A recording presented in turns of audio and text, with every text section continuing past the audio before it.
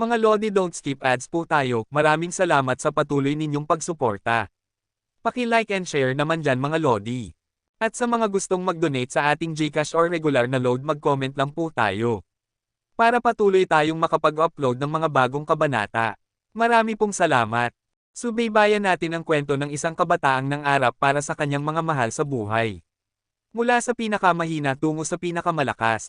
Alamin natin ang kwento ng kanyang buhay. Kabanata 1861 hanggang Kabanata 1870. Kabanata 1861. Hoy! Anong nangyari? Bumibilis siya. Isang dosenang mga Viscount ang nagsisikap pigilan si Hansen at lahat sila ay nakalapit na sa kanya. Pero ngayon, sa ganitong distansya, mas nahihirapan silang makalapit. Mas mabilis pa pala siya kaysa sa inaasahan. Hindi naman masama para sa isang baron, sa tingin ko. Pero hanggal na isipin na sapat na ito para makatakas sa isang Viscount. Isang Viscount ang ngumiti habang bumibilis. Ang isang dosenang mga Viscount ay gumalaw na parang nag-a-activate ng jetpack. Sabay-sabay silang bumilis patungo kay Hansen. Ang distansya na naghihiwalay sa mga baron at viscounts ay hindi maaaring sarado. Ang fitness ay masyadong malaki para mabayaran. Nakakagulat na ang pinakamabilis na baron ay may bilis na nasa 500 hanay ng bulaklak, ngunit kahit na, ang pinakamabagal sa mga viscounts ay nasa itaas ng 1,000 bulaklak. Ang mga kasanayan ay hindi sapat para isara ang puwang na iyon. Ang gwapong lalaki ay ngumiti. Pero sa sumunod na segundo, nagulat ang gwapong lalaki. Nang magsimulang bumilis ang mga viscounts, mas bumilis pa si Hansen. Nagawa niyang mapanatili ang distansya sa pagitan niya at ng iba.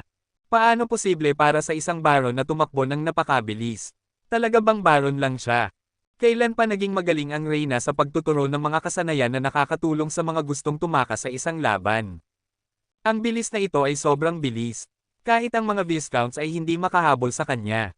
Pero, nagtataka ako kung gaano katagal niya kaya itong mapanatili. Nakaka-interes ito. Ang mga lahi na nanonood ng livestream ng Makitid na Buwan ay nagpapakita ng matinding interes. Hindi na sila nagrereklamo na ang mga pangyayari ay nakakabagot. Nagulat ang gwapong lalaki, at sinabi niya, hindi ako makapaniwala na ang isang baron ay may ganitong bilis. Dapat may lihim na teknik na natutunan siya. Ang lalaking may ulo ng baka ay hindi nagsalita. Patuloy lang siyang tumatakbo. Kakaiba ito. Paano siya nakakatakbo ng napakabilis? Ang Viscount sa likuran ay nagngalit ng ngipin. Hindi siya makalapit kay Hansen. Sinabi ko na sa inyo na magiging kapaki-pakinabang ang pag-aaral ng isang speed geno art. Sinabi ninyo na ang mga kakayahan ng paglipad ay walang silbi. Ngayon panoorin ninyo ako. Isang rebate Viscount na nagsanay ng bilis ay tumakbo ng mas mabilis pa. Ang hangin sa kanyang likuran ay nag-iwan ng mga bakas na parang isang blitzing jetpack.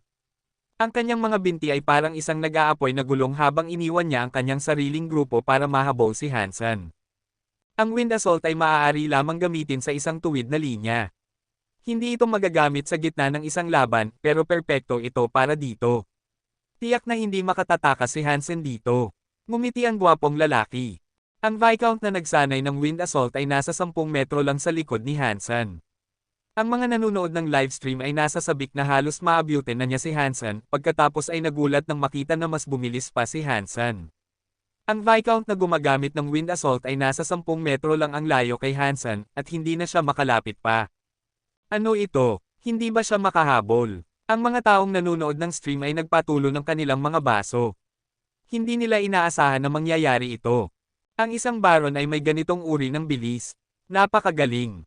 Sobrang peking ito. Ang isang Viscount na may wind assault ay hindi makahabol sa isang baron. May problema dito. Mayroon. Ang mga normal na viscounts ay hindi makaiwas sa wind assault, kaya paano kaya makatatakas ang isang baron dito? Sasabihin kong may kinalaman ito sa kanyang sapatos. Dapat ay isang uri ng kayamanan na nagbibigay ng hindi kapani-pani walang bilis sa nagsusuot nito. Dapat nga, pero kahit na, baron lang siya. Kahit na may mataas na antas na kayamanan, hindi dapat niyang ma-unlock ang tunay na kapangyarihan nito, tama ba? Karaniwan, ang isang baron ay hindi makapag-activate ng isang superior na kayamanan. Ang lakas na ibibigay sa kanya ay magiging isang ordinaryong Viscount sa pinakamabuti. Pero ito ay sobra-sobra. Kung gayon, wala akong ideya kung saan ito nanggaling. Lahat ay nag-uusap tungkol dito ng may pananabik. Ang Moon God Festival ay naging isang nakaka-interes na pangyayari. Naglalako siya. Hindi nakakagulat na nakamit niya ang ganitong antas ng bilis. Pero walang silbi ang paglalako bago ang absolute speed. Nahiya ang gwapong lalaki dahil sa kanyang maling pag-aakala. Bumilis siya nang may hangering pigilan si Hansen. Sumunod sa kanya ang lalaking may ulo ng baka. Ang dalawang Earl na iyon ay dumaan sa mga koponan at bumilis pa sa bilis na lumampas sa Viscount na may wind assault. Diretso silang patungo kay Hansen. She asterisk T. Ilang tao na ba ang na-offend ng Reyna? Kahit ang mga Earl ay galit sa akin. Naisip ni Hansen na maraming tao ang na-offend ng Reyna, at iyon ang dahilan kung bakit patuloy na hinahabol siya ng iba. Pero sa totoo lang, kahit na wala siyang maraming kaibigan, siya ay isang idolo para sa lahat ng rebate. Siya ay isang sikat na tao pagdating sa pakikisalamuha. Hindi naman masyadong nag-aalala si Hansen. Bumilis siya, mas gusto niyang makuha ang unang pwesto kaysa sa anumang bagay. Hindi masama ang mga gantimpala, at naisip ni Hansen na kakailanganin niya ito. Iyon ang dahilan kung bakit sinusubukan niyang makuha ito. Sinabi ng mga matatanda na ang gantimpala ay isang Marquis Xenogeneic armor set. Ang armor set na iyon ay magiging napakagaling kung ma-activate ito. Pero kahit na hindi, magbibigay pa rin ito ng malaking tulong sa depensa para sa sinumang magsusuot nito. At bukod pa rito, kung wala na siyang gamit para sa kagamitan, maaari niya lang itong kainin para sa mga Xenogeneic points. Ang premyong iyon ay magiging mahalaga kahit na paano niya ito gagamitin. Naisip ng gwapong lalaki na madali niyang mahabol si Hansen, pero pagkatapos bumilis, mas bumilis pa si Hansen. Wala siyang nagawa para mahabol siya. The asterisk man. Bumilis ulit ang gwapong lalaki. Habang mas bumilis siya, mas bumilis din si Hansen. Pero hindi pa rin makalapit ang Earl at makalapit kay Hansen. Manloloko ka, makukuha kita. Naggalit ng ngipin ang gwapong lalaki at nagningning ng matingkad na berdeng ilaw. Isang berdeng dragon na ilaw ay binalot ang kanyang katawan at sumugod patungo kay Hansen. Pero mas bumilis pa si Hansen. At nagawa niyang mawala sa berdeng dragon na ilaw. Diretso siyang patungo sa palasyo ng buwan. Lahat ng nanonood ng stream ay nakita ang berdeng dragon na ilaw na humahabol kay Hansen, pero nagawa pa ring bumilis ni Hansen at iwanan ito sa alikabok. Nagulat ang gwapong lalaki. Hindi siya makapaniwala sa nangyayari, kaya sumuko na siya sa paghabol kay Hansen. Ang mga tao ay nakatitig sa livestream ng tahimik at naguguluhan sa loob ng ilang sandali. Ang isang Earl ay gumamit ng lahat ng kanyang lakas at nabigo pa ring mahuli ang isang Baron. The asterisk man. Ano ba ang mga sapatos na iyon? Masyadong malakas, may pumuri sa kanila.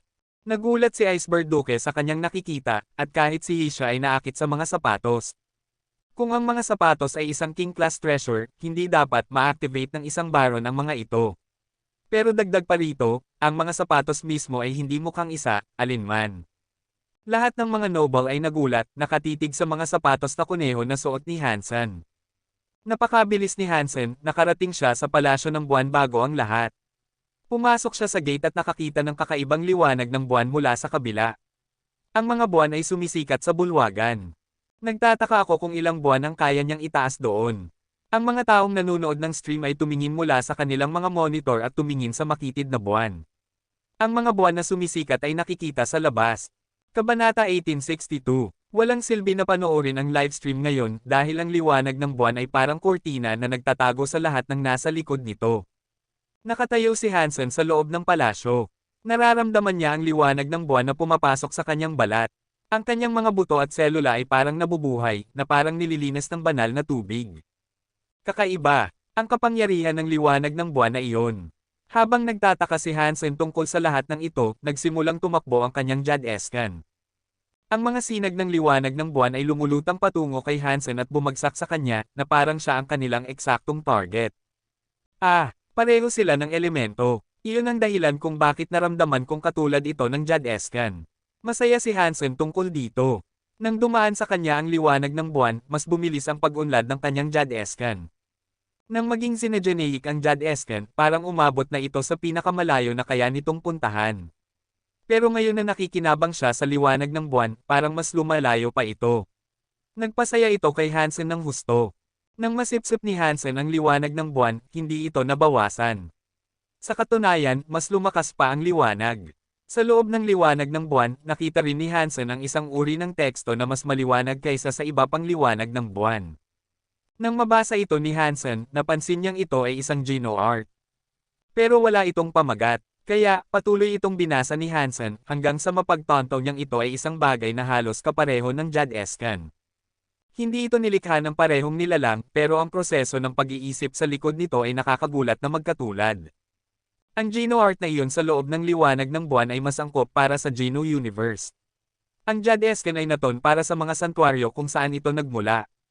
Imposible na sabihin kung alin sa dalawa ang mas mahusay, at iyon ay dahil magkaiba ang kapaligiran.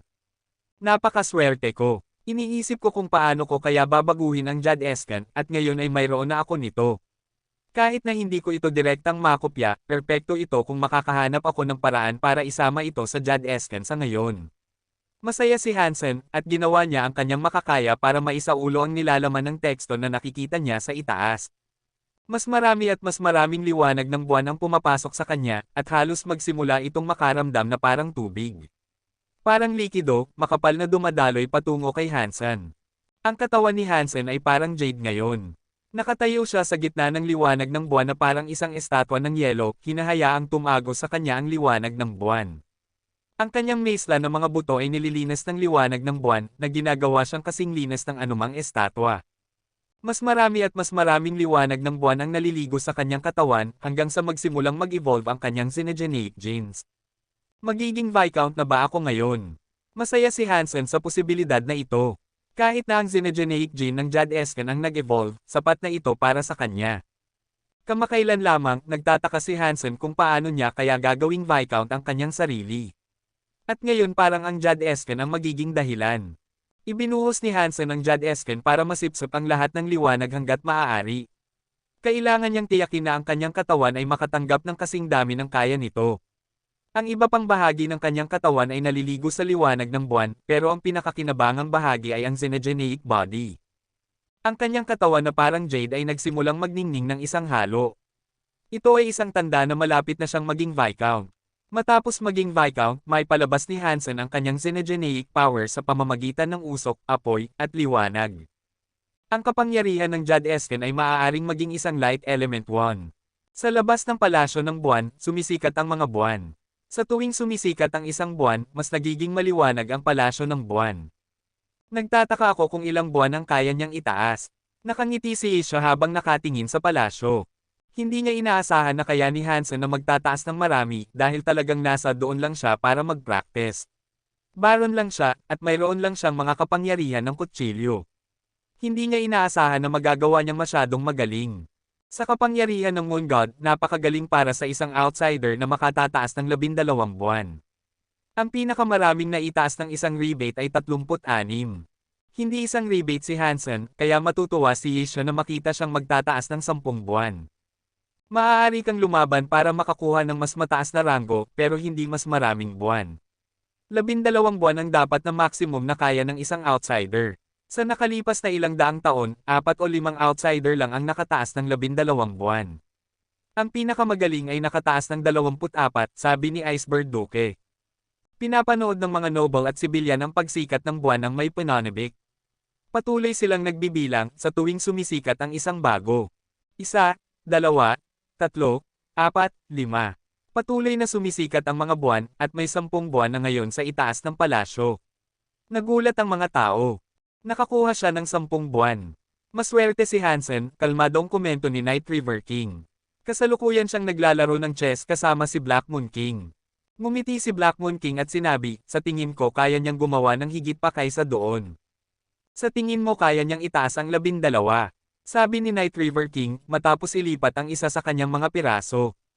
Higit pa doon, kahit na. Ang ngiti ni Black Moon King ay hindi nawala. Nagulat si Night River King sa pag-aakala, kaya tinanong niya si Black Moon King, sa tingin mo kaya niyang magtataas ng higit sa 12 buwan. Sa tingin ko, sabi ni Black Moon King. Sa nakalipas na ilang daang taon, 5 outsider lang ang nakataas ng 12.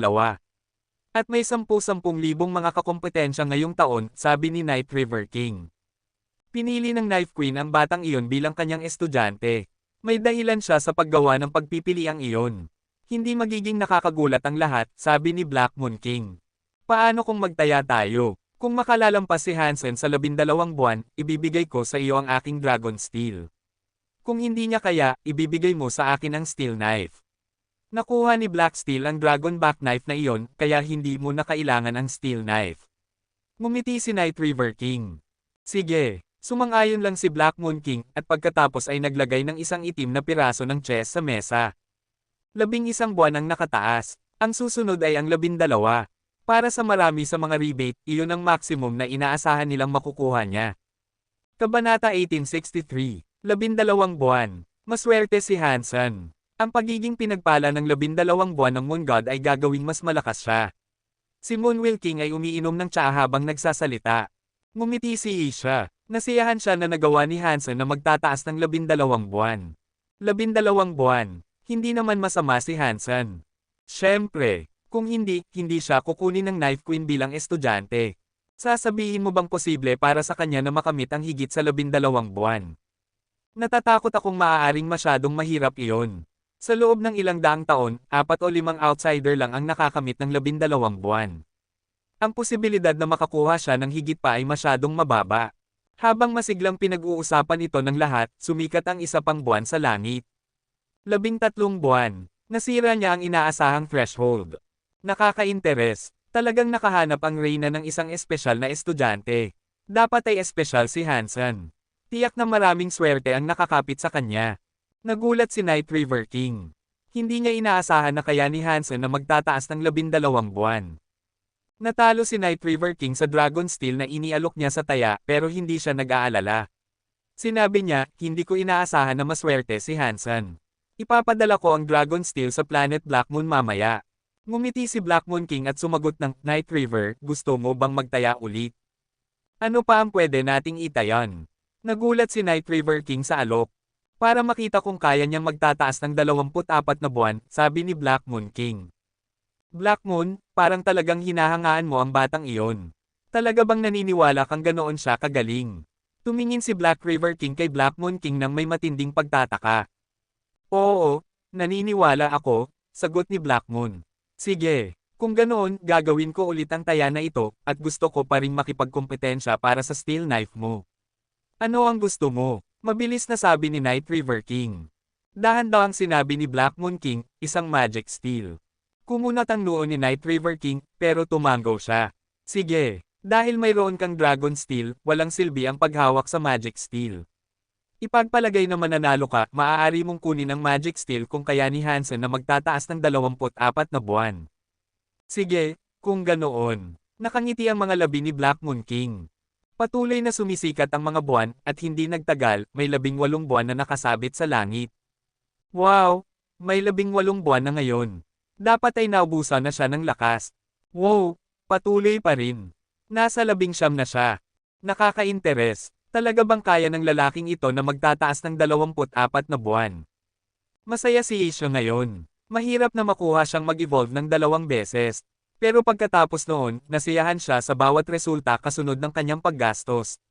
Nagsimula na siyang isipin na talagang nagkaroon siya ng swerte nang kunin niya ito. Pero ang pag-iisip kung paano siya gagawing Viscount, Earl, Marquis, at pagkatapos ay Duke ay isang bagay na nagbibigay kay Isha ng kaunting sakit ng ulo. Ang kwento ng mga pagbabago ng genes ay hindi naging maganda. Kung pagsasanayin ito ni Hansen, magastos ito ng maraming resources sa bawat pagkakataon.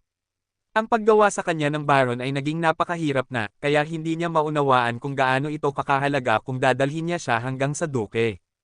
Nagulat si Iceberg Duke na maswerte si Hansen. May 18 buwan na siya ngayon. Patuloy na tumataas ang bilang ng mga buwan nang hindi bumabagal. Sa huli, nakarating si Hansen sa prestihiyosong bilang na 24. Natalo ako. Kumunat ang noo ni Night River King. Lubos siyang nagulat sa pagganap ni Hansen. Pero ito ay simula pa lang. Pagkatapos ng bilang 24, isa pang buwan ang lumitaw sa kalangitan sa itaas ng palasyo ng buwan. The Asterisk Man. Isa pang buwan. 25. Nasira niya ang record ng outsider. Baliw ba siya? Talagang matalino ang Reyna. Dapat siya ang pinakamaswerteng outsider kailanman. Patuloy pa ring tumataas. 26. Oh my God. Maaaring isang rebate lang siya na nagpapanggap na outsider. Baliw ito. Ang bilang na ito ay ang average ng isang rebate. Maraming rebate ang hindi man lang nakakarating ng ganito kalayo. Parang talagang gusto siya ng Moon God. She asterisk T. 27. Tiyak na hindi siya makakarating sa 36. Pagkatapos ng lahat ng buwan na sumikat, nawawala ang katatagan ng makitid na buwan. Maraming tao ang tumayo at tumingin sa palasyo ng buwan. Oh my God! 30. Maraming mga noble, tulad ni Night River King, Black Moon King, at Yisha, ay nagulat lahat. Walang sino man ang nahulaan na posible man lang para kay Hansen na magtataas ng napakaraming buwan.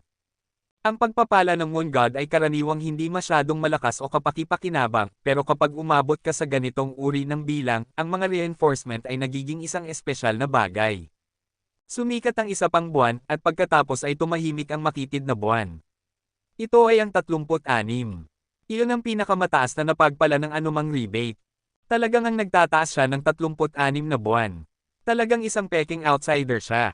Maraming rebate ang may mapang asar ng ngiti. Naramdaman nilang naiinggit sila ng husto. Ang 36 na buwan ay isang napakabihirang bilang sa mga rebate. Maswerte siya. Uminom ng tsa si Moonwheel King at pagkatapos ay naglabas ng isang mahabang buntong hininga. Sa sumunod na segundo, halos mabulunan siya sa tsa sa kanyang bibig. Sa itaas ng palasyo, sumikat ang isa pang buwan. Tumahimik ang buong makitid na buwan. Ang mga dogs, at lahat ng naroon, ay nakanganga. At gayon paman, walang nagsalita. Imposible. Biglang tumayo si Night River King. Tinitigan niya ang 37 buwan ng palasyo ng buwan. Nagulat din si Yisha. Ang 36 plus isang buwan ay isang bagay na hindi pa nakikita ng anumang rebate sa loob ng 1,000,000 taon. Akala ng lahat na 36 ang pinakamataas na kaya niyang makamit, pero ang kanilang nasaksihan ay nagsasabi sa kanila na hindi. Isang komplikadong ekspresyon ang nakaukit sa mukha ni Iceberg Duke. Nakanganga siya, at parang hindi makapaniwala. Kabaliwan ito. May 37 buwan na ngayon sa itaas ng palasyo ng buwan. Hindi mapigilan ng isang tao ang sumigaw. Lahat ng mga noble ay nakaramdam ng labis na pagkalito. Lalo na ang mga rebate. Napakasaya nila sa festival na ito, pero ngayon ay humihina ang kanilang pagmamalaki dito. Ang taong nakataas ng pinakamaraming buwan sa kasaysayan ng festival ay hindi na isang rebate. At iyon ay simula pa lang ng kabaliwan. Nagulat, nalito, at nagdududa rin ang lahat ng mga noble. Sumikat ang isa pang buwan sa langit. Kabanata 1864. May 72 buwan na nakasabit sa langit. Isang napakagandang tanawin. Tahimik ang buong makitid na buwan. Ang mga elite tulad ni Yisha at Moonwheel King ay walang masabi. Napanood nila ang bawat pagsikat ng buwan. Ang mga rebate ay nakapagtaas lamang ng 36 na buwan, ngunit ang prestihiyosong bilang na iyon ay hindi lamang nalampasan, ito ay nadobal. Walang nakakita nito dati. Pagkatapos noon, wala nang sumikat na buwan. Nagbigay ito ng kaunting ginhawa sa mga noble. Kung nagpatuloy pa ito, magdududa na sila sa lahat ng kanilang pinaniniwalaan sa kanilang buhay. Boom! Sa oras na akala ng lahat ay natapos na ang mga pagpapala ni Hansen, ang 72 buwan sa itaas ng palasyo ng buwan ay kumikislap ng napakaliwanag. Sa liwanag ng 72 sinag ng buwan, ang palasyo ng Diyos ng buwan ay naging maliwanag. Ang mga selula sa katawan ni Hansen ay mabilis na nagsimulang magbago bilang resulta. Beats! Sumigaw ang kanyang mga buto. Ang liwanag ng buwan ay lumabas mula sa katawan ni Hansen na parang isang balabal na ganap siyang binalot. Parang siya ay isang hari ng buwan. Ang Geno Body Jadesken ay umakyat sa antas ng Viscount. Sa parehong oras na ito ay nangyari, isang ingay ang bumangon sa isip ni Hansen. Nagdulot ito ng gulat sa kanya. Nakakuha siya ng katawan na antas ng Viscount. Maaari na siyang maglabas ng enerhiya sa labas. Nang umabot ang Jadesken sa antas ng Viscount, ang liwanag ng buwan sa paligid ng palasyo ay sa wakas na bawasan. Nagsimula nang bumalik sa normal ang kanyang katawan. Mabilis na nag-evaporate ang liwanag ng buwan sa paligid ng palasyo ng Diyos ng buwan hanggang sa wala nang natira. Nakatayo si Hansen sa bulwagan, nakatingin sa 72 buwan. Bigla, nagsimula itong muling kislap na parang mga araw. Boom! Nagsimulang muling magningning ang 72 buwan pababa sa bulwagan na nakatuon sa isang partikular na lugar. Dahil sa nakatuon na liwanag ng buwan, nakikita na ng mga tao ang loob ng bulwagan. Lahat ay nakita si Hansen na nakatayo sa loob. At ang 72 sinag ng buwan ay hindi bumabagsak sa kanya, kundi sa isang lugar na mga 3 hakbang sa unahan. Ang liwanag ng buwan ay mukhang konkretong bagay. At sa loob ng mga nakatuon na sinag ay may nakatayo na babae. Pero sa mas malapit na pagtingin, naging maliwanag na siya ay isang anino lamang. Hindi siya mukhang totoo. Tumingin ang babae kay Hansen at itinuturo ang kanyang payat na daliri. Itinuro niya ito sa noo ni Hansen, pagkatapos ay nagsimula siyang gumalaw ng kanyang mga labi. Walang tunog ang lumabas mula sa kanyang bibig, ngunit isang boses ang umabot sa isipan ng lahat. Sa ngalan ng Diyos ng buwan, pinagpala kita. Hindi mahalaga kung anong lahi ang iyong pinagmulan dahil ikaw ay anak ng buwan. Ikaw ay gagabayan at poprotektahan ng kapangyarihan ng buwan. Ang liwanag ng buwan sa kanyang daliri ay tumagos ng diretso sa pagitan ng mga kilay ni Hansen. Kumalat ito sa kanyang ulo, pagkatapos ay nilinis ang kabuuan ng kanyang katawan. Matapos iyon, nginitian siya ng magandang babae. Unti-unting naglaho ang kanyang katawan, at ang mga buwan ay humina at nawala. Lahat sa makitid na buwan ay nakanganga. Isang kaisipan lamang ang tumakbo sa kanilang isipan. Iyon ay isang tunay na pagpapala ng Diyos ng buwan. Ang mga nauna ay hindi katulad niyan, at hindi kailanman nagpakita ang Diyos ng buwan. Hindi sila mga pagpapala, pagkatapos ng lahat. Ito ang tamang pagpapala ng Diyos ng buwan. Siya ay kwalipikado upang makuha ang titulong anak ng buwan. Bakit siya? Sa loob ng mga taong ito, hindi kailanman nakatanggap ang mga rebate ng tamang pagpapala ng Diyos ng buwan na ganito. At ngayon, isang outsider ang nakakuha nito. Nagtataka ako kung ano ang mga epekto ng isang tunay na pagpapala ng Diyos ng buwan. Nakakuha siya ng titulong anak ng buwan, at sinabi sa kanya na siya ay poprotektahan ng buwan. Gayunpaman, dapat pa rin siyang lumakad bilang isang mababang ranggo. Sino ang nakakaalam? Kailangan nating tanungin si Hansen. Siya lamang ang nakatanggap ng ganitong pagpapala. Sa tingin ko, hindi alam ni Moon Wilking at Isha kung ano ang tungkol dito. Tumingin si Isha kay Hansen ng kakaiba habang siya ay lumalabas mula sa palasyo. Maliban sa isang nakababahalang Gino Art, halos perpekto ang kanyang estudyante. Pero ang Gino Art na iyon ay magiging mapanganib, at kahit si Isha mismo ay hindi naniniwala na posible itong ianggat sa antas ng hari. Kung siya ay magtagumpay, ang King Class Gino Art na ito ang magiging pinaka-nakakatakot kailanman. Nag-aalala si Isha habang tumitingin sa paligid. Ang pagganap ni Hansen ay nagpapasigla sa kanya na sanayin siya ng mabuti, ngunit ang pag-iisip sa mga resources na kinakailangan upang ianggat siya ay patuloy na nag-aalala sa kanya. Lalo na kung siya ay dadalhin hanggang sa King Class. Hindi niya akalaing ito ay isang bagay na kayang-kaya niyang bayaran. Mukhang naguguluhan si Iceberg Duke. Hindi niya nauunawaan kung bakit si Hansen ay napaka-espesyal. Siya ay kinuha ng Reyna at nakahanap ng King Class na sandata. Ngayon ay nakakuha siya ng tunay na pagpapala ng Diyos ng buwan. Parang ang lahat ng mabuti sa mundo ay nangyayari sa kanya, at sa kanya lamang. Sobrang swerte niya. Virgin ba siya sa 10 nakaraang buhay upang makatanggap ng ganitong kayamanan ngayon? Nagtanong si Iceberg Duke. Nagulat din sina Night River King at Black Moon King. Pareho silang nag-iisip, ang estudyante ng Reyna ay nakakuha ng King Class na sandata at ng pagpapala ng Diyos ng buwan. Mayroon din siyang mga kakaibang sapatos. Nagligtas ba siya ng buong universo sa kanyang nakaraang buhay? Napakabigat ng swerte ng lalaking ito. Sobrang lakas niya. Hindi, wala iyon. Maswerte lang siya. Kung ako ay may kanyang swerte, mas magiging malakas pa ako. Maraming mga noble at karaniwang tao ang madalas pag-usapan ang mga bagay na ito. Habang marami ang masaya tungkol dito, marami ring nagpakita ng inggit. Hindi gaanong inisip ni Hansen ang mga bagay na ito, pero sa huli, lumabas siya mula sa palasyo. Nais niyang mag-teleport pabalik sa Planet Blade. Nais niyang pag-aralan ang Gino Art sa liwanag ng buwan. Ngunit sa labas ng palasyo, maraming tao ang nagtipon. Lahat sila ay nakatingin kay Hansen, at maliban kung pinili niyang lumipad sa itaas nila, ganap na nakaharang ang kanyang daan. Excuse me, commendat si Hansen, at nagising ang mga kabataan na sumali sa festival mula sa kanilang pagkamangha. Hansen, makipaglaban ka sa akin. Hindi ka na makakatakas ngayon. Si Night Giant God ay hawak ang isang kutsilyo na kasing laki ng pinto.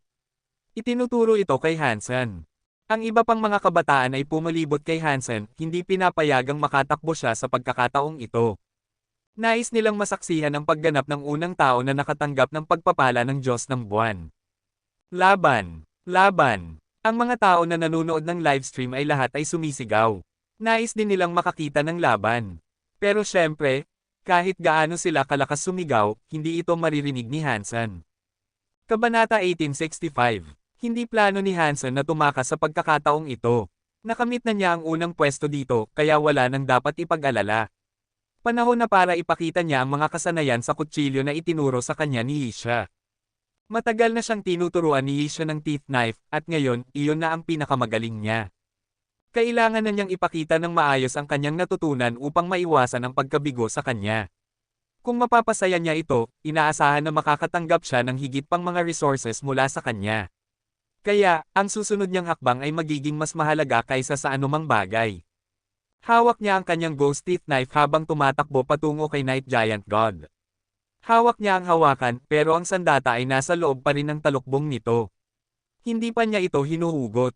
Tamang oras, sigaw ni Night Giant God habang inihuhulog ang kanyang sariling kutsilyo ng mas malakas.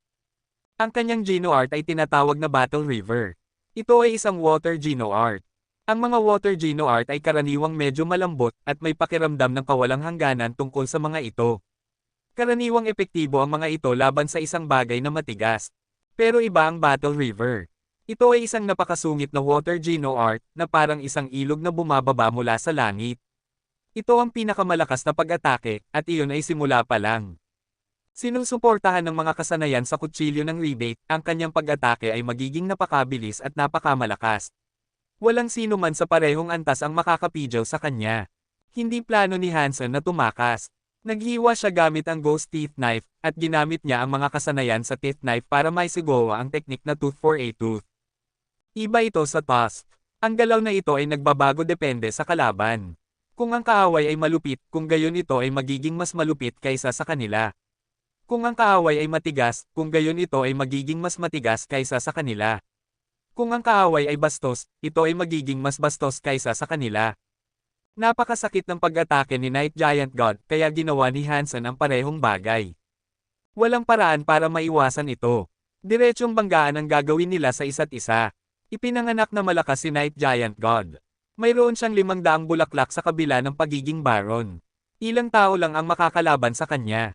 Kahit na wala siyang King Class weapon, sa tingin ko hindi gaanong mahalaga iyon.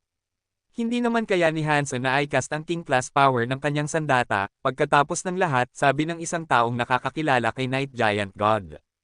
Dong! Nagbanggaan ang ghost teeth knife at ang kutsilyo ni Night Giant God. Ang manipis at hubog na ghost teeth knife, na nakaharap sa malaking kutsilyo ng kalaban, ay hindi mukhang angkop sa laki. Pero ang lilang talam ng ghost teeth ay tumagos sa malaking kutsilyo. Nabasag nito ang malaking kutsilyo, at nagkalat ang mga piraso sa lahat ng dako. Hindi tumigil ang ghost teeth knife. Patuloy itong sumulong patungo kay Night Giant God. Nang wala ng 1 pulgada ang layo mula sa kanyang ulo, halos mahawakan na ang kanyang buhok, biglang tumigil ang kutsilyo. Nanlaki ang mga mata ni Night Giant God, at nagsimulang tumulo ang pawis sa kanyang noo. Hindi siya naglakas loob na gumalaw. Ngumiti si Hansen. Ibinalik niya ang kutsilyo at dumaan sa tabi ni Night Giant God. Nanalo ka lang dahil mayroon kang King Class weapon. Lalabanan kita. Isa pang Baron ang lumitaw. Gumalaw siya na parang multo at sinubukang atakihin ang leeg ni Hansen gamit ang isang punyal. Pero sa loob ng 1 segundo, nabasag din ang kanyang punyal. Ilang iba pang Baron ang sabay-sabay na lumapit kay Hansen na nagtulak sa kanya na gumalaw. Pero saan man pumunta ang ghost teeth knife, isang sirang sandata ang sumusunod dito. Walang sandata ang makatiis sa pag-atake ng kutsilyong iyon. Malakas, ang teeth knife skill na iyon, puri ng gwapong lalaki. Sumagot ang lalaking may ulo ng baka, malakas siyang tao. Patuloy na inihuhulog ni Hansen ang kanyang talam ng walang takot. Kung may lumalapit na Baron, babasagin niya ang kanilang sandata. Pero hindi niya pinapatay ang sinuman. Babasagin niya lang ang kanilang mga kutsilyo at iyon lang. Kung nagsimula siyang pumatay, malamang na ituturing siyang kaaway ng buong makitid na buwan. Hindi mapigilan ng mga Baron ang pagsulong ni Hansen. At hindi nagtagal, isang Viscount ang sumubok sa kanya. Ang espada ng Viscount ay lumapit sa kanya na parang anino. Ang liwanag ng espada ay naging isang kidlat na naghabi ng isang lambat ng mga pag-atake para salakayin si Hansen ng sabay-sabay. Ito ay isang rebate skill na kilala bilang Moon Shadow Slash. Patuloy na gumalaw si Hansen, hindi bumabagal habang papalapit siya sa lambat ng espada. Ginamit niya ang teeth slash patungo sa Viscount. Nagulat ang Viscount sa kanyang katapangan dahil papalapit na ngayon si Hansen sa pinagmula ng Moon Shadow Slash. Ang lambat ay isang ilusyon lang at hindi iyon ang lugar kung saan tatama ang tunay na espada. Masyado nang huli para bawiin niya ang kanyang espada. Kaya, nagpatuloy ang Viscount sa paghiwa habang ang liwanag ng espada ay bumaba sa ghost teeth knife ni Hansen. Katsa! Isang malaking piraso ang naputol sa espada ng Viscount. Hindi ito dahil matalas at matigas ang ghost teeth knife. Ang dog teeth ay batay sa konsepto ng isang mabigat na pag-atake. Maraming rebate ang gumagamit ng skill na ito dahil kilala ito sa pagsira ng mga sikat na espada. Maraming king-class weapon ang nawawala ng mga piraso dahil sa teknik na ito. At nakikita na hindi mapigilan ng Viscount si Hansen, maraming iba pang mga Viscounts ang sumugod para pigilan siya. Natatakot silang tumakas ulit siya. Pero sa pagkakataong ito, hindi plano ni Hansen na tumakas. Nakamit na niya ang unang pwesto, at ngayon ay panahon na para magpakita. Mas magaling ang kanyang pagganap, mas maraming resources ang maaaring ibigay sa kanya ni Isha. Ito ang kanyang pinakamagandang pagkakataon para makuha ang mga mahahalagang bagay. Mayroon naman siyang backup na si Isha. Hindi siya natatakot na may magagawa sa kanya. Ginamit ni Hansen ang kanyang kutsilyo para makipaglaban sa maraming noble, mag-isa. Tumigil na ang mga baron, kaya karamihan ay mga viscounts lang ang nakakalaban niya ngayon. Pero hindi ginamit ni Hansen ang kanyang Viscount Jadescan. Napanatili niya ang kanyang baron class para sa laban. Hindi rin niya ginamit ang kanyang teeth rabbit shoes. Ginagamit lang niya ang kanyang ghost teeth knife para lumaban sa mga viscounts. Mukhang matagal na siyang kinuha ng Knife Queen. Hindi alam ng Diyos kung gaano katagal na siyang tinuturuan. Pero kailangan ng isang dekada para maabot niya ang ganitong uri ng antas. Hom-hom si Night River King. Nagulat din si Isha. Alam niya ng eksakto kung gaano katagal niya itong tinuturuan, ilang buwan lang si Hansen kasama niya. Hindi pa siya nagtuturo ng matagal. Ang huling skill na natutunan niya ay 8 araw na ang nakalilipas. Nakakagulat na kaya ni Hansen na gamitin ang teeth knife nang may ganitong antas ng kasanayan. Master ng kutsilyo ba siya? May komplikadong itsura si Isha. Patuloy na ikinagugulat siya ng pagganap ni Hansen. Bilang isang guro, napakaswerte niyang magkaroon ng ganoong estudyante. Kinuha lang niya ito sa isang taya para malaman kung nasaan si Dollar, pero naramdaman niyang hindi negatibo ang pagkakaroon niya ng estudyante. Dapat ba akong umasa ng higit pa sa kanya? Nagtataka si Isha. Pero sa tuwing gagawin niya iyon, babalik ang pag-iisip tungkol sa The Story of Jeans at bibigyan siya ng sakit ng ulo. Magaling siya sa teeth knife, oo, pero hindi siya isa sa mga rebate. Mahirap para sa kanya na gamitin ang teeth power. Kahit na magaling siya dito, sayang pa rin ito. Nahiya si Moonwheel King. Nakikita na hindi mapigilan ng mga Viscount si Hansen at walang sino man ang makakastrike, mukhang makakatakas si Hansen. Pagkatapos ay nagpa siya ang gwapong lalaki na mag-teleport sa harap ni Hansen. Ang kanyang kutsilyo ng buto ay gawa sa mga buto ng dragon. Naghiwa siya patungo kay Hansen. Kabanata 1866, Kalokohan. Bakit siya sumali sa laban? Isang earl na nakikipaglaban sa isang baron. Ano ito? Isang matandang lalaki na may mataas na ranggo ang nakakita sa gwapong lalaki na sumali sa laban. Labis itong nagpagalit sa kanya. Pero nang makita ito ng karamihan sa mga ordinaryong tao, hindi sila nag-aalala. Sa katunayan, nasa sabik silang makita ang gwapong lalaki na lumaban. Umaatake si Gouji. Ang kanyang Dragon Sun Knife skill ay isang Dragon Moan, at kahit ang mga Viscounts ay hindi makatiis sa ganitong uri ng bagay. Tiyak na magdurusa si Hansen ngayon. Haha, maganda na maputol ang reputasyon ng outsider na ito. Kung hindi ito nangyari, ang buong Moon Gods Festival ay magiging palabas niya. Napakagaling ng Knife Queen. Pumili siya ng isang napakagaling na estudyante. Maaaring mahirap ang pagiging baron, pero napakaganda ng kanyang swerte at talento. Siyempre, parang iniisip ninyo na kinuha lang niya ito dahil gwapo siya. Totoo na hindi siya pangit. Angkop siya para makamit ang respeto sa kagandahan ng mga rebate, pero kung ikukumpara sa amin, siya ay average lang. Maraming mas gwapong lalaking rebate ang mas nakahihigit sa kanya. Okay lang kung matalo siya kay Gouji. Magaling na siya. Nag-uusap ang mga noble at ang mga karaniwang tao. Nagulat ng husto si Naisha, Moonwheel King, at Night River King. Nakakagulat ang Dragon Moan ni Gouji. Kaya nitong i-freeze ang mga Viscount sa lugar. Pero napatunayang matatag si Hansen at hindi siya naapektuhan. Hawak pa rin ni Hansen ang kanyang kutsilyo at habang papalapit na ang tanso na kutsilyo sa kanya, hinugot niya ang kanyang ghost teeth knife. Nakikita ang ghost teeth knife na halos masugitan ang leeg ni Gouji, kailangang tandaan pa rin ng mga taga-Masid na ang mga earl ay mga earl. Ang kanilang bilis at oras ng reaksyon ay masyadong mabilis para maunawaan. Isang berdeng dragon ng liwanag ang mabilis na lumitaw para lunokon ang katawan ni Gouji. Dong! Tumama ang ghost teeth knife sa anino ng berdeng dragon. Ginagawa ni Hansen ang kanyang makakaya, pero hindi niya mabasag ang anino ng dragon na iyon. Pero hindi ibinalik ni Hansen ang kanyang kutsilyo. Ginamit pa rin niya ang kanyang kutsilyo para maglabas ng lilang usok malapit sa berdeng anino. Kumunat ang noo ni Gauji.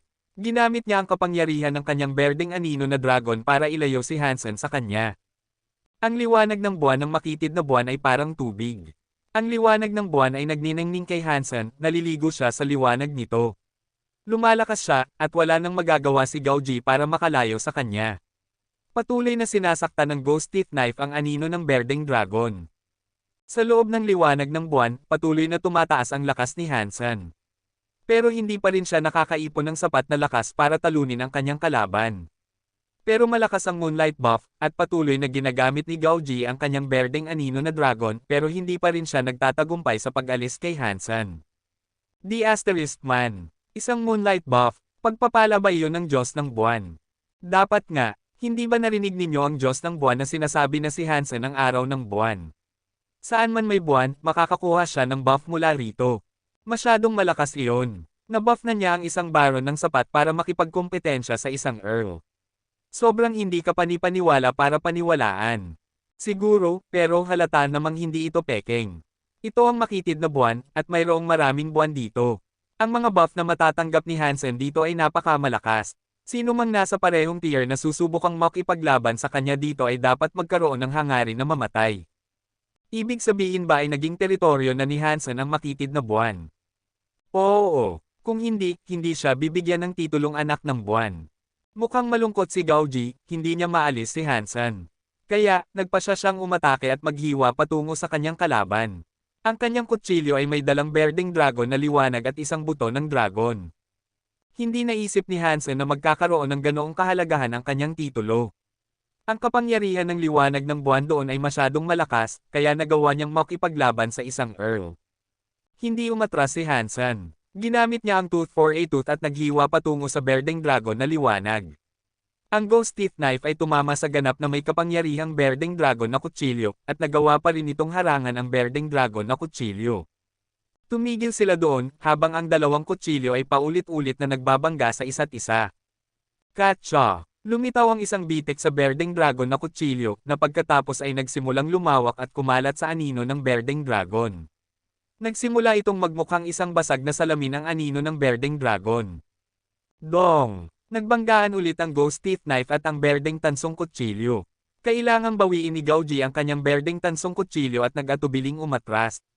Ang kanyang mga kapangyarihan ay mas mababa kaysa sa Moonlight Buff na ibinigay kay Hansen. Mukhang malamig si Gauji. Inihulog niya ang kanyang kutsilyo nang may hangering lumaban, pero nagbago ang kanyang mukha nang makita niya ang kanyang sariling talam. Nagdulot ng bitek ang Ghost Teeth Knife sa berdeng tansong kutsilyo. At pagkatapos, nagsimulang kumalat ang bitek hanggang sa ang berdeng tansong kutsilyo ay puno ng isang buong web ng mga bitek. Ito ay, tumayo si Asia mula sa kanyang upuan. Nakatingin siya ng may nanlalaking mga mata sa mga bitek na mabilis na lumilitaw sa berdeng tansong kutsilyo. Biglang namutla ang mukha ni Naisha, Moonwheel King, at Night River King, na nakakaalam tungkol sa mga kapangyarihan ng teeth. Hindi sila makapaniwala sa kanilang nakikita. Imposible. Parang nagulat si Night River King, at wala siyang nagawa kundi tumitig sa berdeng tansong kutsilyo. Katsa! Inihulog ulit ni Gauji ang kanyang kutsilyo, pero nang ilagay niya ang berdeng dragon na liwanag sa berdeng tansong kutsilyo, may narinig na tunog. At pagkatapos, nabasag ang berdeng tansong kutsilyo sa mga piraso. Nawala ito at naging mga piraso lang, napapalibutan ng isang kakilakilabot na lilang usok. Teeth Power. Lahat ay may dalawang salitang iyon na nabuo sa kanilang isipan. Pero kahit na, mahirap paniwalaan na totoo iyon. Iyon ang pinakamalakas na Geno Art ng mga rebate.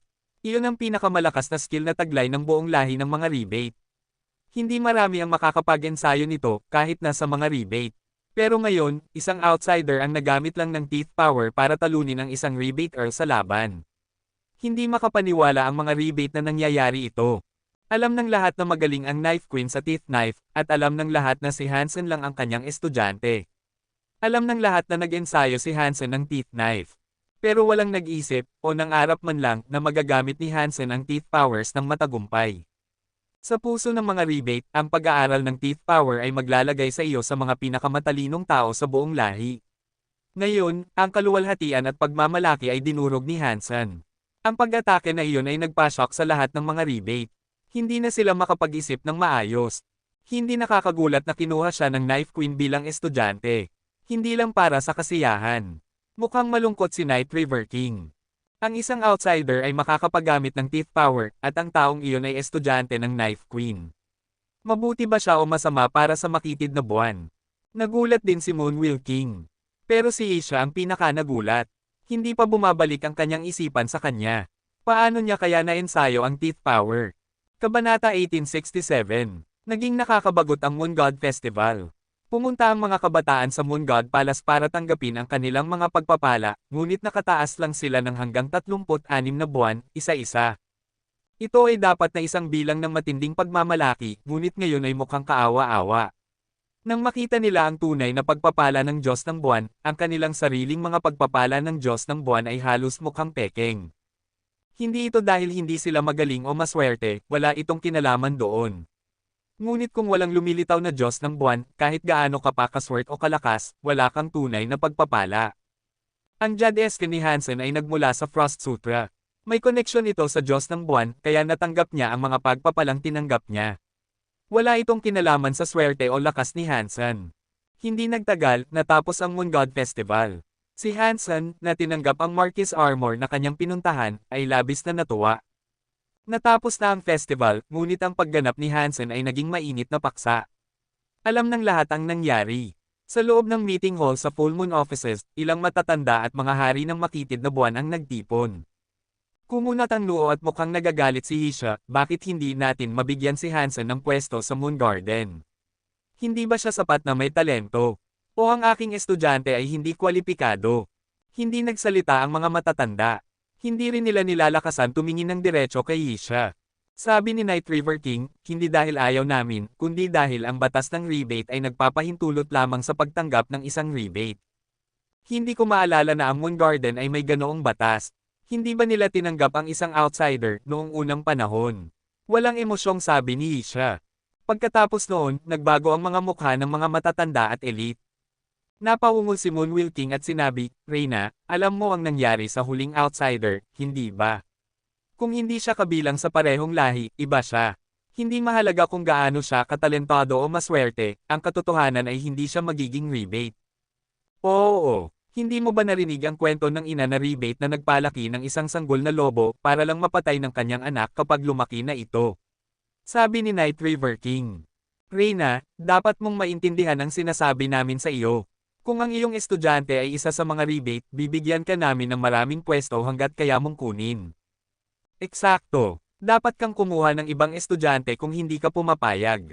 Bibigyan namin ang susunod mo ng pwesto, sigurado.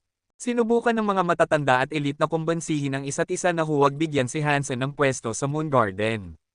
Kumunat ang noo ni Isha. Siya ay Knife Queen, oo, pero hindi siya diktador na makakapag-utos sa bawat gawain ng kanilang lipunan.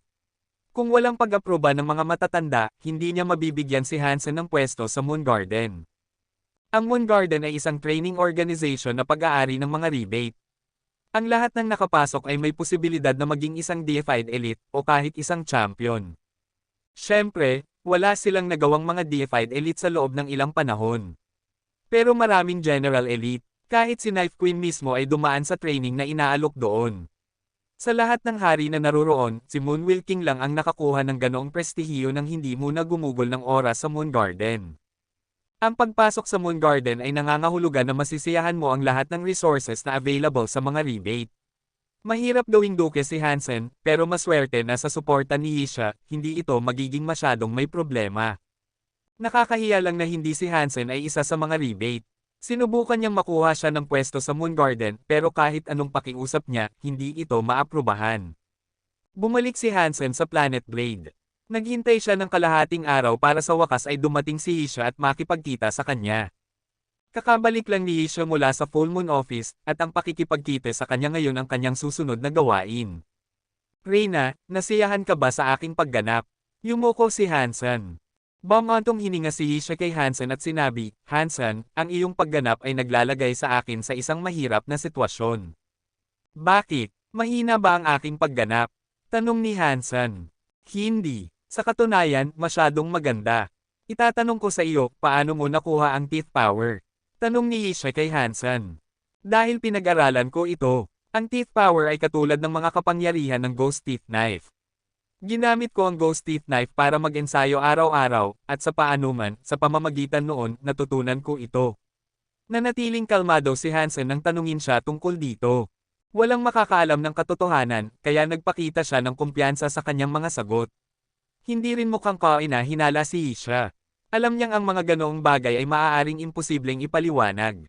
Kumusta na ang iyong pagsasanay sa The Story of Genes? Tanong ni Isha sa kanya. Medyo mabagal, sagot ni Hansen. Totoo ito. Nang i-level up ni Hansen ang kanyang The Story of Genes, ito ay naging napakabagal. Hindi niya alam kung gaano katagal ito bago siya maging Viscount. Kumuha si Isha ng bote at ibinigay ito kay Hansen.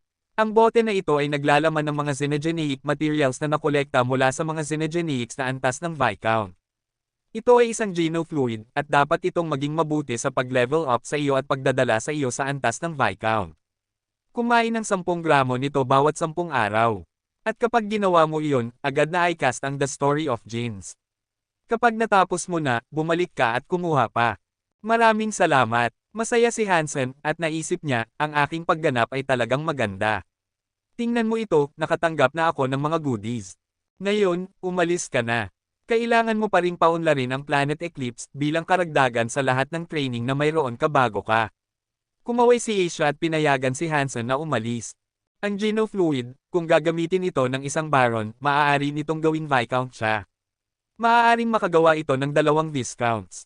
Pero nang gamitin ito kay Hansen, alam ni Isha na marahil hindi ito magiging epektibo. Sa halip, tutulungan lang siya nitong makalapit sa threshold. Hindi ito sapat para ma-level up siya ng lubusan. Makikita natin kung paano siya kikilos, naisip ni Isha sa kanyang puso. Pagbalik sa Planet Eclipse, hindi nagmadali si Hansen na inumin ang genofluid na iyon. Sa katunayan, masigasig siyang pag-aralan ang geno-art na natutunan niya sa loob ng Moon God Palace. Ang Jadescan ay isang geno-art mula sa mga santuaryo. Ito ay isang bagay na halos kapareho. Ito ay parang Geno-Universe counterpart ng Jadescan. Wala silang koneksyon, pero sa dating kaalaman ni Hansen sa Jadescan, dapat itong gawing madali ang pagsasanay ng geno-art na iyon. Pero hindi plano ni Hansen na pag-aralan ito. Gusto pa rin niyang mag-focus sa Jadescan. Gusto lang niyang sipsipin ang kakanyahan ng iba at isama ito sa Jadescan habang patuloy siya sa kanyang orihinal na art. Ngayon na kaya nang ilabas ni Hansen ang kapangyarihan, kailangan niyang makaipon ng spirit ng matagumpay. Kung gagawin niya iyon, maaari niyang i-evolve ang kanyang xenogeneic bones at maging isang Earl. Tulad ni Earl Gauji, ang spirit ng lalaking iyon ay isang berdeng dragon. Hinahatulan mula sa paraan ng pagsasanay ng geno-art na iyon, dapat itong may espesyal na teknik na nagpapahintulot sa pagtitipon ng spirit. Ang pagsipsip ng mga light element pressure ay magpapahintulot sa mas madaling pagtitipon ng spirit. Kabanata 1868. Ang buwan mismo ay hindi nagniningning. Nagniningning ito dahil sa liwanag ng araw. Ang buwan na nagbigay ng geno-art ay pareho. Ang liwanag nito ay ginagamit para maipaliwanag ang spirit ng isang tao, at napakagaling nito. Pero mahirap maghanap ng kayamanan ng liwanag.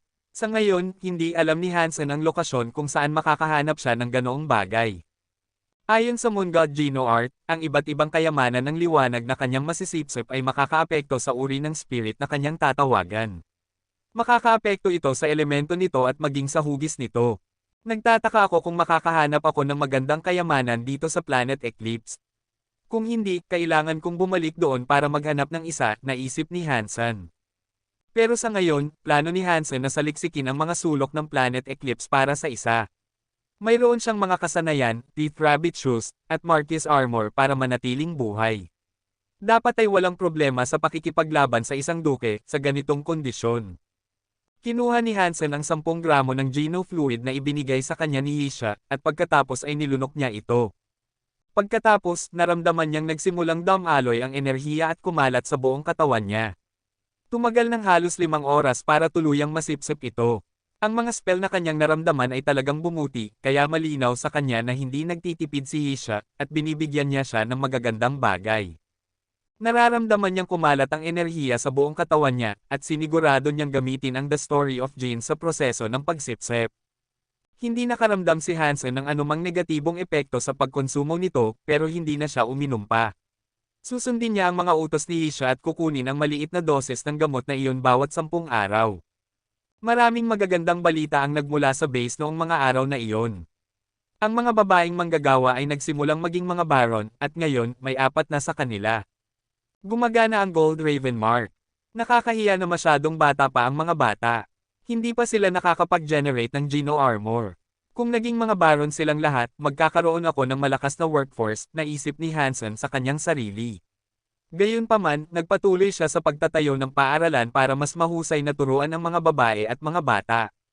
Mayroon din siyang paaralan para turuan sila tungkol sa pakikipaglaban at Geno Arts. Sa loob ng isang kuweba sa Planet Blackmoon, isang apoy ang nagliyab pataas na parang bukal ng tubig. Isang rebate na may itim na tainga ay hubad at basang-basa ng pawis. Ang kanyang mga kalamnan ay nagniningning sa liwanag ng apoy. Dong! Dong! Dong! Ang malaking lalaki ay nag-uugoy ng isang martilyo ng bakal. Nang tumama ito sa mainit na bakal, isang pagsabog ng mga spark ang sumiklab. Dahan-dahan, ang mainit na bakal ay nagkakaroon ng hugis ng isang kutsilyo. Sa huli, nagpatakbo ang malaking lalaki ng tubig sa kahabaan nito, pagkatapos ay sinuri itong mabuti. Mukhang nabigo siya, at pagkatapos ay itinapon niya ito. Ang kutsilyo ay napunta sa isang bundok ng iba pang mga kutsilyo. Nagsalita siya sa kanyang sarili na sinasabi, hindi, ang material na ito ay hindi magagamit para gumawa ng knife blank. Masyadong mahirap ito. Pagkatapos noon, kinuha ng lalaki ang isa pang tipak ng mineral at itinapon ito sa apoy. Ito ay mas maraming material para sa paggawa. Nang muli siyang mabaigo, ang lupa ay naghiwalay sa dalawa. Ang mga apoy ay tumaas mula sa lupa, at ang lugar ay naging napakainit, kahit ang mga bato ay nagsimulang matuno. Kumunat ang noo ng malaking lalaki at tumingin sa apoy. Matagal na siyang naroon, pero hindi pa niya nakikita ang apoy na kumilos ng ganoon. Habang nagsimulang lumapit siya at tingnan kung ano ang nangyari, ang apoy ay nagkaroon ng hugis ng isang fire spirit. Sino ka? Kumunat ang noo ng malaking lalaki. Blackcliff, gusto mo bang gumawa ng tunay na kutsilyo? Gumamit ang fire spirit ng isang tiyak na malabo na boses. Siyempre, kung hindi, bakit ako maghihintay dito ng mahigit sa isang dekada? Simpleng sabi ni Blackcliff. Kung hihiling ka sa akin, matutulungan kitang gumawa ng pinakamalakas na kutsilyo na umiiral. Ang boses ng fire spirit ay parang malabo pa rin. Ayos lang. Gagamitin ko ang aking sariling mga kamay para gumawa ng pinakamalakas na kutsilyo. Tinanggihan ni Blackcliff ang alok at mukhang tiwala sa kanyang sarili. Pero kulang ka sa tamang materyales. Kung hihiling ka, makakahanap ako para sa iyo ng pinakamagandang mineral na mayroon, patuloy na sabi ng fire spirit. Matutulungan mo akong maghanap ng mga materyales. Tumingin ng may pinanibik si Blackcliff sa fire spirit. Oo, syempre. Ako ay isang Diyos na nakakaalam ng lahat. Madaling hanapin ang kailangan mo. Kung hihiling ka, tutulungan kita, mayabang na sabi ng fire spirit. Bakit mo ako tinutulungan? Kumunat ang noo ni Blackcliff. Dahil gusto mong ituring na Diyos. Kaya, gumawa ka ng pinakamalakas na kutsilyo at maging isang Diyos. Ang iyong pagnanais para dito ay nakaapekto sa akin, sabi ng flame spirit. Hindi naniniwala si Blackcliff sa nilalang pero talagang gusto niya ang mga materyales. Gusto niya ang mga ito ng higit sa anumang bagay. Kaya, tumingin siya sa spirit at sinabi, sige. Kung makakahanap ka para sa akin ng mga materyales, babayaran kita. Hindi mo na kailangang bayaran ako. Ang iyong katapatan ang pinakamagandang gantimpala ko. Mukhang napakasaya ng fire spirit. Mukhang masaya ang fire spirit at pagkatapos ay sumiklab ulit ang apoy at naging isang malaking pader ng apoy. Ang mga mata ni Blackcliff ay nag-aapoy. Pumunta ka sa Planet Eclipse at hanapin si Hansen. Mayroon siyang eksaktong kailangan mo. Ito ay isang knife blank na gusto mo. Ang mga apoy ng fire spirit ay nagngangalit. Planet Eclipse, Hansen, knife blank. Ang mga mata ni Blackcliff ay nag-aapoy. Kahit nawala na ang apoy sa lupa, nanatili ang apoy sa kanyang mga mata. Kalahating buwan na ang nakalipas mula sa festival, at halos tapos na si Hansen sa Moon God Geno Art. Ang kanyang Jadesken ay naging Viscount, at matagumpay itong nabago. Kaya, dapat ay okay na para kay Hansen na mag-ensayo ngayon. Ang ibang bahagi ay kailangan pa ring ayusin, pero hindi pa siya nakakarating doon. Hindi siya basta-basta makakalipat para ayusin ito.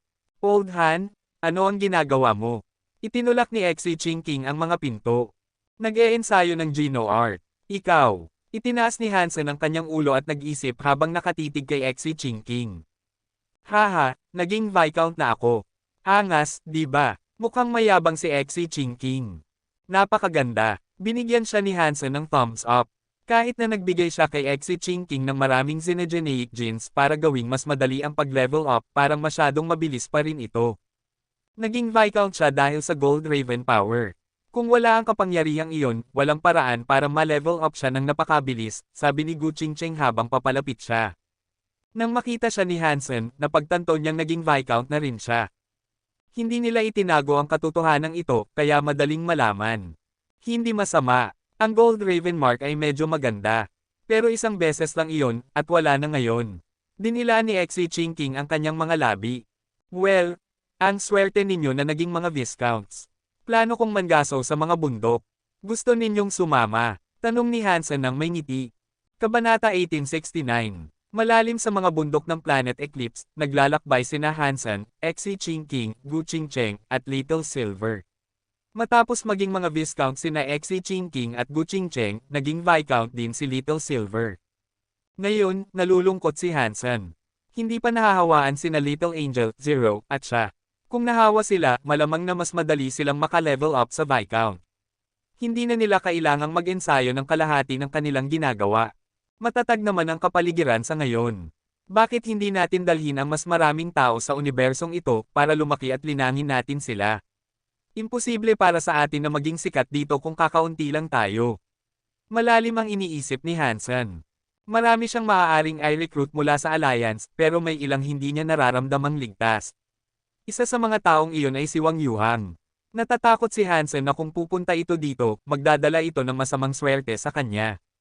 Dahil nagbigay si Hansen ng maraming Xenogeneic genes sa kanyang mga kaibigan at tagasunod, mabilis na umunlad ang ilang tao sa mga santuaryo. Pero sinigurado niyang ibigay lang ang mga ganoong bagay sa mga malapit sa kanya. Limitado ang mga resources ni Hansen, at hindi niya matutugunan ang mga pangangailangan ng lahat ng kilala niya.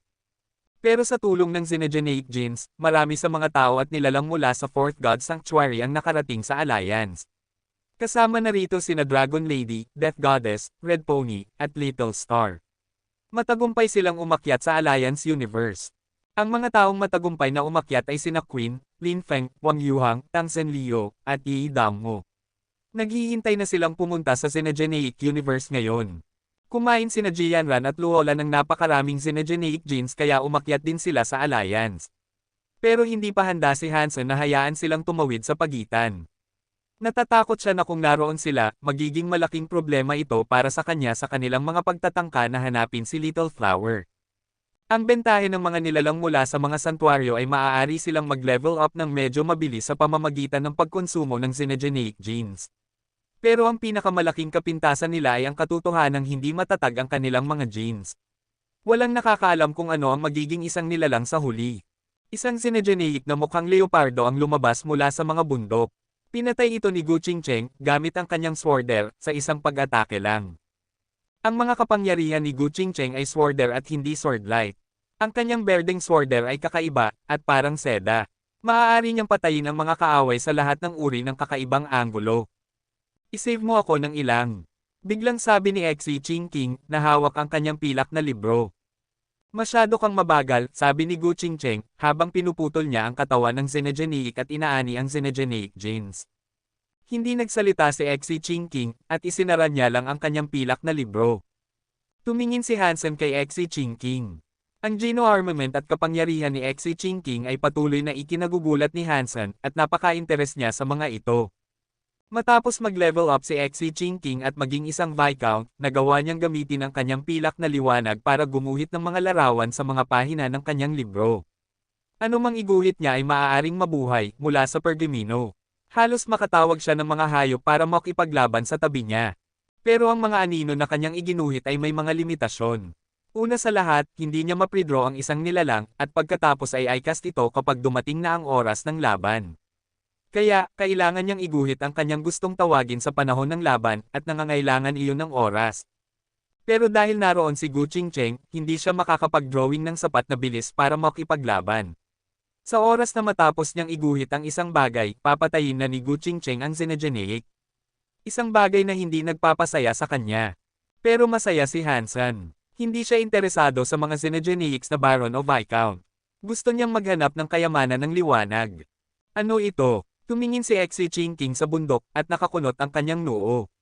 Sinundan ni Hansen ang tingin ni Exi Chingking at sinuri nila ang isang pulang ulap na nakasabit sa bundok. Pero ang ulap ay hindi nagmula sa langit.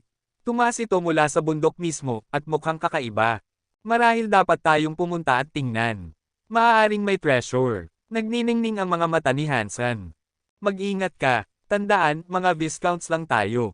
Kung makakasalubong tayo ng isang duke o isang marquis, si Hansen lang ang may duke beast soul pair of shoes na magagamit niya para tumakbo. Wala tayong mga ganoong bagay, sabi ni Gu Qingcheng. Mukha ba akong tatakbo at iiwan ka? Nasaktan si Hansen sa mga komento. Oo. Same time na sumagot sina Exi Chingking at Gu Qingcheng. Nagkibit balikat si Hansen at binuhat si Little Silver. Maingat siyang naglakad patungo sa lugar na nakita niya. Ang pulang ulap ay parang ulap pero kumukulo ito na parang buhay na apoy.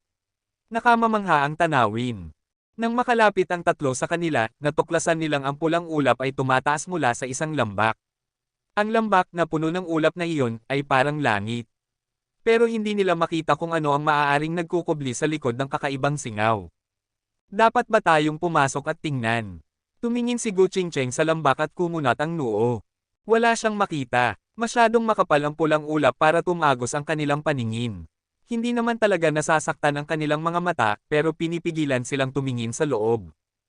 Hindi ko alam kung ano ang nasa loob. Pero taya ko, masyadong mapanganib ang pagpasok doon. Kahit na may teeth rabbit shoes, ayaw mag-risk ni Hansen.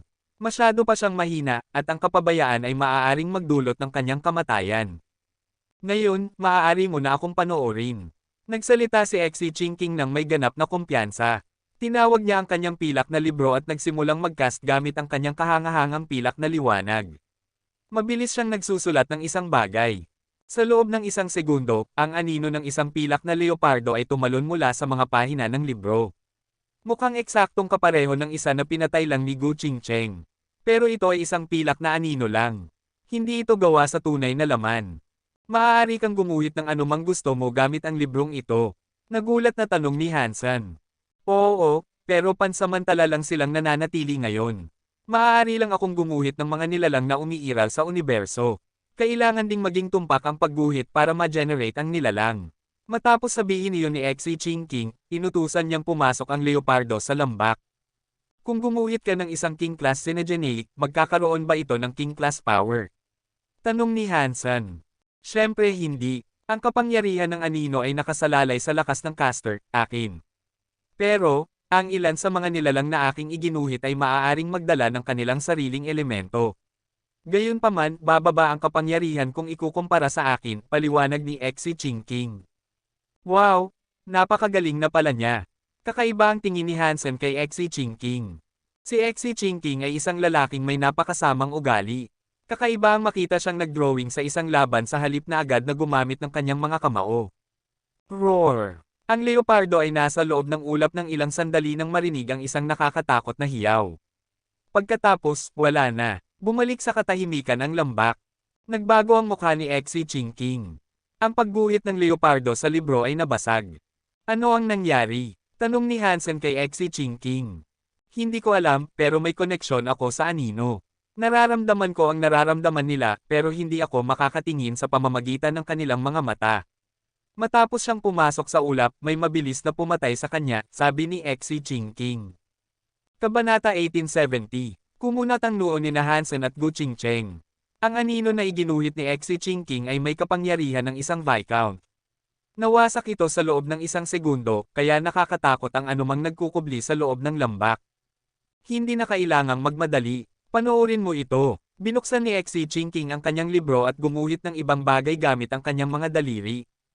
Hindi nagtagal, isa pang leopardo ang tumalon mula sa mga pahina. Hindi ito tumakbo ng diretso sa lambak, at sa halip ay lumapit at yumuko malapit kay Exi Chingking. Patuloy na iginagalaw ni Exi Chingking ang kanyang daliri sa libro, at pagkatapos ng ilang minuto, 4 pang leopardo ang sumali sa una. Nang matapos, sinabi niya, okay. Ito na ang pinakamarami kong magagawa. Inutusan niya ang 5 leopardo na pumasok sa ulap ng lambak, lahat sa isang paalang na linya. Sabay-sabay na tumakbo ang bawat leopardo, lahat magkakasama, pero may ilang yarda ang pagitan nila. Nang makapasok sila sa lambak, may gumalaw sa loob ng ulap. Pero pagkatapos, masyadong mabilis, nag-echo ang lambak ng mga tunog ng pag-iyak. Ang pulang ulap ng lambak ay nag-ingay at umikot, habang ang mga larawan sa libro ni Xi Jinping ay nagsimulang mawala, isa-isa. Sa loob lamang ng ilang segundo, ang mga larawan ng lahat ng leopardo ay nabura. Malamang na nagpapahiwatig ito na ang mga anino na nilikha at ipinadala sa ulap ay nawasak. Namutla ang mukha ni Xi Jinping. Ang pagkamatay ng mga leopardo ay walang ibig sabihin sa kanya, pero nagamit niya ang maraming enerhiya sa pamamagitan ng pagtawag ng napakarami. Malaki ang gastos niya. So, nalaman mo ba kung ano ang nangyayari sa loob ng lambak? Tanong ni Hansen kay Xi Jinping na nakatingin ng diretso sa kanya. Sinabi sa kanya ni Xi Jinping, hindi ko alam kung ano ang nangyayari. Wala akong nakita, pero nang mapatay ang mga leopardo, isang segundo ang lumipas sa pagitan ng bawat pagkamatay. Kaya ipinapalagay kong ang mga leopardo ay pinatay ng iisang nilalang. Maaari rin akong hulaan na kung ang isang nilalang ay makakapatay ng aking mga anino ng napakabilis, ang nilalang ay dapat na may 4 na beses na mas mabilis kaysa sa atin. Maaaring ito ay isang Earl o mas mataas pa, pero may nakatagong kapangyarihan. Kung ito ay isang Earl, wala nang dapat ikabahala. Mayroon akong teeth rabbit shoes, tandaan. Ang bilis ng mga iyon ay hindi mas masama kaysa sa isang Earl, at mayroon din akong bagong Marquis Synergenic Armor. Maaaring hindi ko ma-activate ang buong potensyal nito, pero tiyak na mapoprotektahan ako nito mula sa mga pag-atake ng isang Earl. Tumingin si Hansen sa langit at napansin ang isa pang magnetic storm na nagngangalit. Hindi niya makita ang mga buwan ng makitid na buwan mula sa kinaroroonan niya, kaya malamang na hindi siya bibigyan ng kanilang lakas. Hintayin mo kami dito. Pinigilan ni Gu Qingcheng si Hansen na nasa gilid na ng pagpasok. Kumuha siya ng pure at isang berdeng aura ang sumayaw sa talam.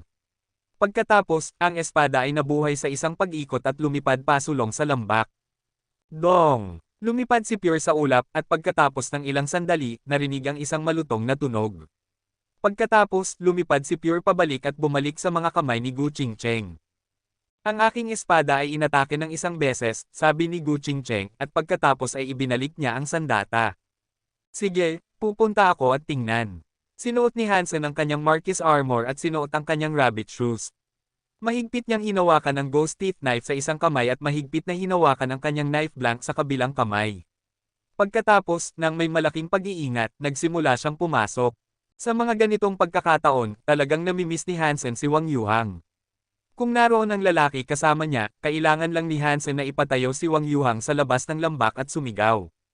Malamang na mahaylan nito ang anumang nasa loob at hindi na kailangang pumasok.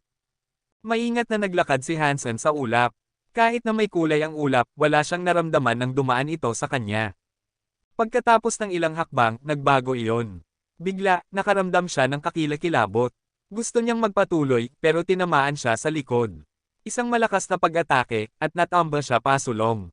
Bago pa man makatatag si Hansen, may dumating ulit sa kanya.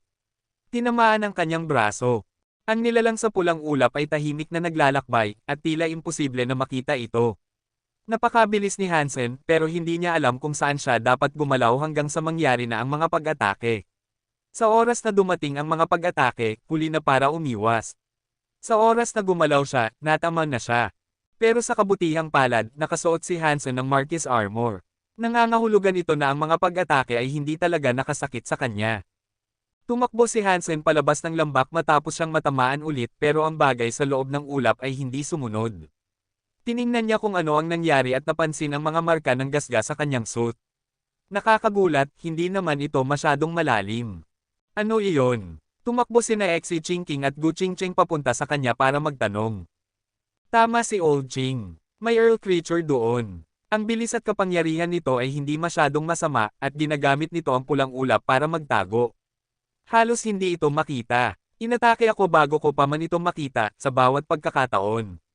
Nataman ako ng ilang beses, pero kahit noon, hindi ako nakakita ng isang sulyap. Ang pulang ulap ay maaaring may karagdagang kakayahan na magtakip sa mga pandama dahil hindi ko rin narinig ang mga galaw nito, sabi ni Hansen. Masamang balita ito. Kung naroon ito at hindi lalabas, hindi natin ito malalabanan. Walang saysay ang pagpasok sa ulap kahit na may suot kang armor. Kumunat ang noo ni Gu Qingcheng. Maganda kung may paraan para mahayla siya palabas, sabi ni Xi Jinping. Kung naglakas loob siyang lumabas, susundan niya ang aking espada o si Hansen. Umiling si Gu Qingcheng. Hindi dapat masyadong mahirap na mahaila siya palabas, pero kakailanganin natin ang tulong ng isang dalubhasa, sabi ni Hansen. Wang Yuhang. Naisip din siya ni na Xi Jinping at Gu Qingcheng. May kakaiba sa lambak na ito. May mga nilalang na nagbabantay sa lugar na ito para sa isang kadahilanan.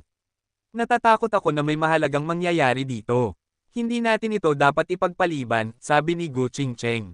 Binigyan ko si Wang Yuhang ng ilang Xenogenate genes, at matapos niyang kainin ang mga ito, nagawa niyang tumagos. Nagawa niyang masipsip ang life geno essences, at matapos niyang ma-max out, pumunta siya sa Alliance. Dapat ay madali natin siyang maibalik dito. Pero alam ng mga tao doon kung gaano karaming tao ang nasa Planet Eclipse ngayon, at ang mga dokumento ay nasa mga file. Kung may iba pang lumitaw, maaaring mahirap ipaliwanag. Kailangan kong gamitin ang dahilan ng recruitment para maibalik siya dito, sabi ni Hansen. Kung gayon, magmadali na tayo at magdala ng mas maraming tao. Ang Planet Eclipse ay may maraming resources, kaya mas maraming tao, mas mabuti. Sa kakaunti lang tayo dito, hindi sapat ang tao para bayaran ang mga buwis na kailangan nating bayaran sa loob ng ilang taon, sabi ni Gu Qingcheng. Ito ang magagawa natin, kung gayon. Maaari kayong manatili at manggasaw sa paligid, huwag lang masyadong malalim. At bantayan din ang lambak. Babalik ako agad, sinabi ni Hansen, at pagkatapos ay bumalik sa base. Matapos bumalik, tinawagan ni Hansen si Knife Queen. Alam ni Knife Queen na kakailanganin niya ng mas maraming tao, kaya pumayag siya sa kanyang kahilingan at nagpadala sa kanya ng isang airship. Matapos siyang sunduin ni Iceberg Duke, umalis sila sa makitid na buwan para mag-recruit. Saan mo gustong mag-recruit ng mga tao sa pagkakataong ito? Mas pala kaibigan na ang tunog ni Iceberg Duke kay Hansen ngayon. Si Hansen ay naging number 1 sa Moon God Festival, at siya ang kauna-unahang taong personal na pinagpala ng Diyos ng buwan. Kaya, tiyak na nagpataas iyon ng kanyang reputasyon at kabutihang loob.